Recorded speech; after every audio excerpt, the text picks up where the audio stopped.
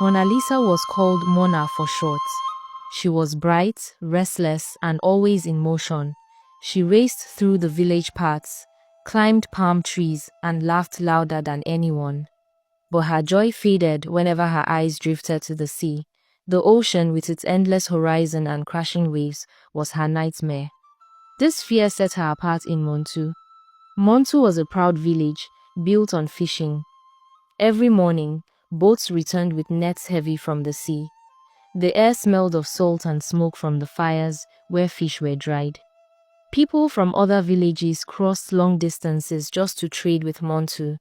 Their bounty was unmatched, and so was their reputation for keeping the waters safe.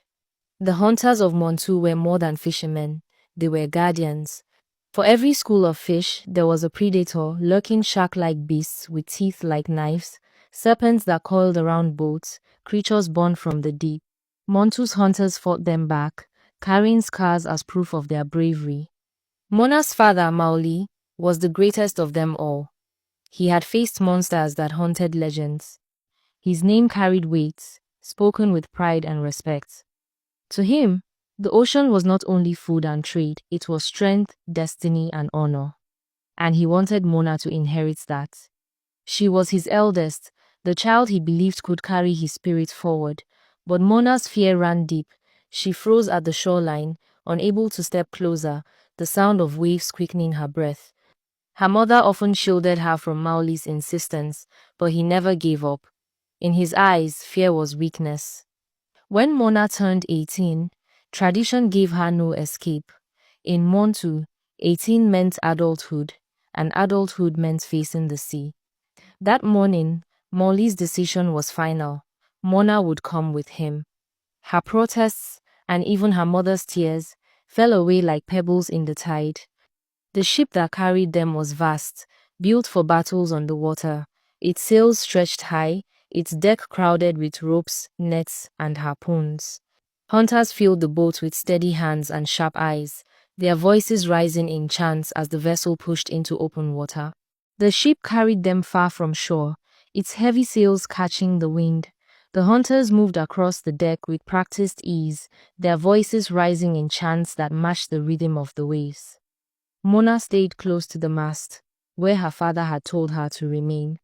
"There, you won't get in the way," he had said. And though she hated the words, she clung to the thick ropes tied there as if they were the only solid thing left in her world. The sea stretched endless and merciless around her. Each rise and fall of the ship made her stomach twist. She wished more than anything to be back on land, her feet planted firmly on sand instead of sliding across wet wood. Then the water shifted. A deep shadow swept under the hull.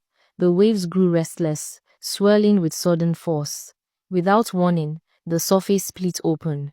From below rose a creature that turned the ocean into chaos.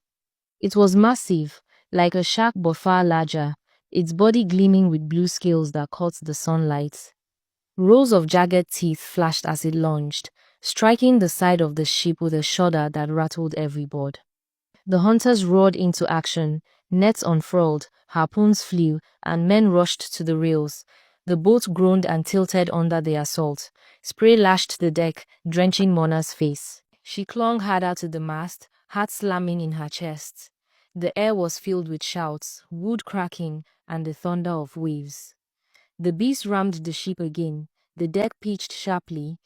Mona's grip slipped.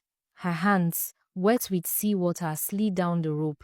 She tried to catch hold again, but the ship lurched violently, throwing her off balance. The world tilted. The mast spun away from her grasp. She saw her father's hand reaching for her, heard his voice cut through the chaos, but the wall tilted sharply. The mast slipped from her grip. Her feet slid across wet wood, and then she was falling. The sea struck her like stone.